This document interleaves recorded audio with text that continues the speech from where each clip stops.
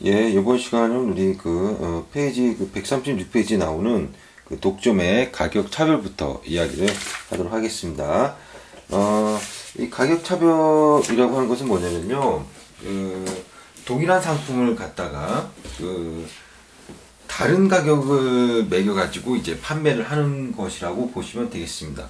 그래서 이제 가격 차별을 할 수 있으려면요, 어떻게 해야 되냐면, 바로 소비자의 특성에 따라 두 개 이상의 집단으로 나눠줘야 됩니다. 두 개 이상의 집단으로 나눠줘야 되죠.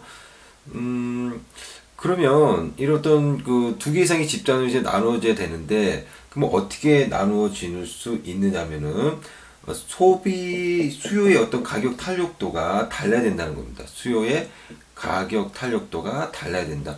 예를 한번 들어보면요. 우리가 저기 휴대폰 요금 같은 경우는 대학생에게는 할인을 해주는데 직장인에게는 할인을 안 해준다는 거죠. 자, 그래서 예를 들면 대학생 같은 경우는 휴대폰 요금에 대해서 가격의 탄력도가 좀 탄력적이라고 보시면 됩니다. 탄력적. 왜냐하면 대학생들은 가격이 만약에 올라가게 되면은 돈을 버는 건 아니기 때문에 너무 가격에 민감하다는 거죠. 따라서 가격이 조금 오르게 되면 그만큼 수요가 줄어드는, 혹은 가격이 좀 내리면 수요가 팍 늘어나는 그런 어떤 탄력적인 수요 곡선을 갖고 있죠. 하지만 이제 직장인들 같은 경우는 수요의 가격 탄력도가 이제 비탄력적이라고 보시면 됩니다. 그래서 가격이 좀 올랐다고 하더라도 수요는 그다지 줄어들지 않는다라는 겁니다. 자, 그래서 대학생과 직장인들은 서로 수요의 가격 탄력도가 다르기 때문에 이제 가격 차별을 할 수가 있는 겁니다. 즉 대학생에게는 좀 싸게 해주고 요금제를, 직장인에게는 비싸게 해주고, 이런 게 바로 가격 차별이라고 보시면 되겠죠. 자, 그래서 가격 탄력도가 서로 달라야 된다라는 거고, 그 다음에 그 가격 차별을 할 수 있는 경우는 또 재판매가 불가능해야 됩니다. 그래서 어떤 물건을 또 사가지고 다시 또 내가 팔 수 있다면, 그거는 또 이제 재판매가 가능하기 때문에 그런 거는 가격 차별할 수가 없다라는 겁니다. 이런 어떤 스마트폰 요금제, 즉 휴대폰 요금제 같은 경우 재판매를 할 수 있는 건 아니잖아요. 그러기 때문에 이런 건 가격 차별을 할 수 있다, 이렇게 보시면 되겠습니다. 그래서 가격 차별의 어떤 예는 극장에서 조조 할인을 해준다거나, 혹은 놀이공원에서 어른한테는 비싸게 받고 그 다음에 아이나 청소년한테는 싸게 받는 그런 경우가 있죠. 그런 경우가 다 이제 가격 차별이라고 보시면 되겠습니다. 근데 이제 그때 어떤 말씀 하셨냐면, 그때 강의하실 때, 만약에 마트에서 선착순으로 500명에게 물건을 싸게 주겠다, 이런 거는 가격 차별이냐? 그런 건 가격 차별이 아니라는 겁니다. 왜 그러냐면, 시장이 나누어져야 되는데, 그런 게 아니라는 거죠. 그런 거. 그냥 먼저 온 사람에게 좀 싸게 주겠다라는 어떤 판매 촉진의 이라고 볼 수가 있겠습니다. 그래서 가격 차별을 하려면 소비자의 특성에 따라 두 개 이상의 집단으로 구분이 돼야 됩니다. 시장이 구분이 돼야 된다. 그러니까 그렇게 하기 위해서는 이제 탄력도가 좀 달라야 된다. 이렇게 여러분들이 알고 계시면 되겠습니다. 자, 그 다음에 이제 책을 넘기셔가지고요. 140페이지 보겠습니다. 독점적 경쟁 시장이라는 게 나옵니다. 그래서 독점적 경쟁 시장, 이 독점적 경쟁 시장 같은 경우는 이제 그 특징이 몇 가지가 있죠. 그래서 독점적 경쟁 시장이라고 하는 것은 뭐냐면 우리 주변에 있는 그러한 시장이죠. 분식점이나 편의점이나 그러한 시장을 우리는 독점적 경쟁 시장이라고 합니다. 그럼 독점적 경쟁 시장의 어떤 그 특징들이 있습니다. 자, 첫 번째 거기 보시면 다수의 판매자, 구매자. 그렇죠. 예를 들어서 분식점 같은 경우는 굉장히 많은 판매자와 그 다음에 소비자가 있습니다. 그 다음에 자유로운 진입과 퇴거. 우리 주변에서 흔히 볼 수 있는 그런 어떤 가게들인 분식점, 편의점 등은 자유롭게 진입하고 그 다음에 퇴거할 수 있는 겁니다. 자, 그 다음에 이제 그때 이제 강조를 해 주신 게 바로 제품 차별화입니다. 그래서 이제 독점적 경쟁 시장에서는 제품 차별화라는 어떤 특징이 있는데, 이것도 완벽한 제품 차별화라기보다는 약간의 어떤 제품 차별화. 예를 들어 가지고요, 우리가, 라면집이라고 한다면, 어떤 집은 라면을 아주 맵게 끓이지만, 어떤 집은 라면을, 뭐 파를 많이 집어넣어 준다든가 뭐 이런 식으로 해가지고 좀 이렇게 끓여준다거나 뭐가 약간씩은 좀 차별이 있죠. 똑같은 라면이라고 해도 이 집에 가면 어떻게 끓여주고 저 집에 가면 저렇게 끓여주고 요런 게 있으니까 바로 제품 차별화는 차별화인데 약간 정도의 어떤 제품 차별화라고 보시면 되겠습니다.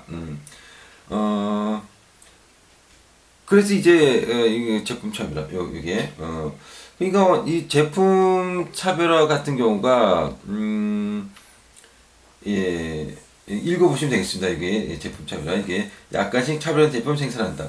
자, 그 다음에 비가격 경쟁이 존재한다고 하는데 가격을 가지고 경쟁하기보다는 비가격 가지고 경쟁하는 경우가 많이 있죠. 그래서 분식점 같은 데나 이런 데서는 뭐 가격을 깎아주기보다는 쿠폰을 준다던가 미장원이나 이발소도 가격을 깎아주는 게 아니라 그냥 쿠폰을 주는 겁니다. 이런 게 이제 비가격 경쟁이라고 보시면 되겠습니다. 자, 그 다음에 이제 과점 시장을 보겠습니다. 이 과점 시장은 뭐냐면요. 몇 개의 기업이 서로 이제 하나의 시장을 두고 경쟁하는 겁니다. 자, 그러면 여기서 이제 중요한 건 뭐냐면요. 우리가 이제 독점적 경쟁 시장은 다수의 판매자와 다수의 수요자가 있기 때문에 판매자가 굉장히 많다라는 겁니다. 그러니까 판매자들끼리 서로 담합을 할 수는 없습니다. 워낙 많기 때문에. 하지만 과점 시장은 몇 개의 기업밖에 없기 때문에 마음만 먹으면 서로 간에 담합을 할 수가 있습니다. 담합을 하게 되면 어떻게 되는 거냐? 독점 기업처럼 움직일 수가 있다는 겁니다. 독점 기업처럼. 그럼 독점 기업처럼 움직이면 뭐가 좋으냐? 바로 독점 기업은 초과 이윤, 즉 독점 이윤을 얻을 수가 있잖아요. 예, 그래서 그런 어떤 독점 이윤을 얻기 위해서 담합을 하게 되는 경우가 있는데 결국은 과점 기업이 담합을 해서 독점 기업처럼 행동할 수 있게 되고 따라서 독점 이윤을 얻게 된다는 이야기는 기업에게는 좋겠지만 소비자에게는 좋은 건 아니잖아요. 그래서 담합을 갖다가 못하게 막고 있는 겁니다. 이제 공정거래위원회 등에서. 근데 이거 갖다 일일이 우리가 조사하고 맨날 그럴 수 없기 때문에 리니언시 제도라는 게 이쪽이 앞에서도 이게 나왔던 겁니다. 리니언시 제도를 둬가지고 제일 먼저 신고하면 과징금을 깎아주거나 혹은 과징금을 이제 안 내도 되게끔 하는 제도라고 보시면 되겠습니다. 그래서 결국은 리니언시 제도라고 하는 것은 담합을 쉽게 하지 못하게 하는 어떤 특징이 있다. 이렇게 보시면 되겠습니다. 자, 그 다음에 이제 과점시장의 특징을 한번 볼까요? 과점시장의 특징은 첫 번째가 기업 간의 상호 의존성입니다. 기업 간에 서로 의존하죠. 예를 들어서 삼성 TV가 있고, 그 다음에 이제 LG TV가 있다면, 삼성 TV하고 LG TV 중에 삼성 TV가 가격을 갖다가 내리면 LG도 약간 좀 내릴 수밖에 없어요. 서로 눈치를 보는 거죠. 그러면 얘가 만약 올리면, 그럼 나도 좀 같이 올려볼까? 이런 식인 겁니다. 그래서, 기업 간의 상호 의존성, 경쟁사들끼리 이제 눈치를 보면서 이제 경쟁을 한다라고 보시면 되겠습니다. 그 다음에는 이제 언급을 안 하긴 했는데 특징 잠깐 보면 비가격 경쟁합니다. 대개 이제 과점 시장은 가격을 깎아주기보다는 광고 등을 통해 가지고 비가격 경쟁을 많이 하죠. 그래서 광고를 하는 기업들을 보게 되면 많은 기업들이 이제 과점 시장에 있는 기업들이라고 보시면 됩니다. 진입 장벽이 굉장히 높습니다. 함부로 들어갈 수가 없는 거죠. 예. 그래서 통신이라든가 반도체라든가 전자라든가 이런 업종들이 다 과점 시장이지 않습니까? 그런 어떤 시장에 들어가기는 굉장히 어렵다라는 겁니다. 그래서 진입 장벽이 높다. 그 다음에 비경쟁 행위.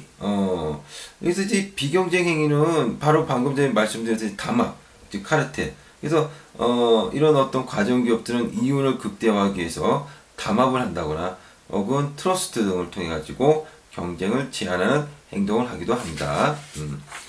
자, 또 쭉 넘기셔가지고요. 우리 147페이지 보시게 되면 뭐 세금 이야기가 나오는데요. 세금 이야기에서 그때 해주신 말씀이 뭐냐면 세금은 무슨 세와 무슨 세로 있다? 직접세하고 그 다음에 이제 간접세가 있다라고 했습니다. 직접세라고 하는 것은 뭐냐면 세금을 내야 되는 사람과 그 다음에 어떤 세금을 낼 의무가 있는 사람이 같은 겁니다. 이런 것들은 어떤 거죠? 대표적으로 소득세를 예를 들 수가 있겠죠. 소득세는 세금을 내는 사람과 내야 될 의무자가 같습니다. 법인세도 마찬가지고요. 법인세도. 근데 이제 간접세라고 하는 것은요. 내는 사람과 즉 세금을 내야 되는 사람과 세금을 낼 의무가 있는 사람이 서로 같지 않다라는 겁니다. 대표적인 게 바로 부가가치세라고 보시면 되겠습니다. 부가가치세. 그래서 소비하는 사람이 내야 되는 거긴 하지만 실제적으로는 이 부가가치세를 누가 내느냐? 어떤 기업하는 사람들이 내게 되는 거겠죠. 예. 그래서 소비하는 사람이 내야 되는 의무자지만 실제로 부가가치세를 납부해 주는 것은 기업이다. 라고 보시면 되겠습니다. 자, 그러면 여러분들 세금이 만약에 직접세라고 합시다. 세금이 직접세면 어떤 영향이 있겠습니까? 세금이 직접세면 나타나는 영향들이 있는데 어떤 영향들이 있냐면 일단은 만약에 세금이 직접세라고 한다면 자기가 일을 해가지고 세금을 직접 내다 보면 좀 아깝다는 생각이 들기도 하겠죠. 그러면서 아유 뭐 괜히 일을 하면 뭐 세금으로 다 내고 아이고 뭐 일해봤자네 이렇게 생각이 드니까 근로의욕이 저하되겠죠. 그 다음에 직접 내다 보니까 아무래도 조세 저항이 커질 수밖에 없겠습니다. 그 다음에 일단은 세무행정 비용이 증가하고요. 세무행정 비용이 증가. 근데 만약에 이제 간접세라면 어떻게 될까요? 간접세라는 것은 근로의욕이 좀 높아지고 간접세를 낸다면 조세 저항이 좀 낮아지고 세무행정 비용이 좀 감소되는 장점이 있긴 하겠지만 단점을 본다면 단점은 소득 분배가 악화되는 거죠. 간접세는 누가 더 많이 번다고 해가지고 많이 내는 것도 아니고 적게 번다고 적게 내는 게 아니라 똑같이 그냥 내는 거니까 소득 분배가 약화된다 이렇게 보시면 되겠습니다. 자, 이렇게 해서 우리가 미시경제학에 대한 이야기들을 다 마치도록 하겠습니다. 예, 여러분 수고하셨습니다.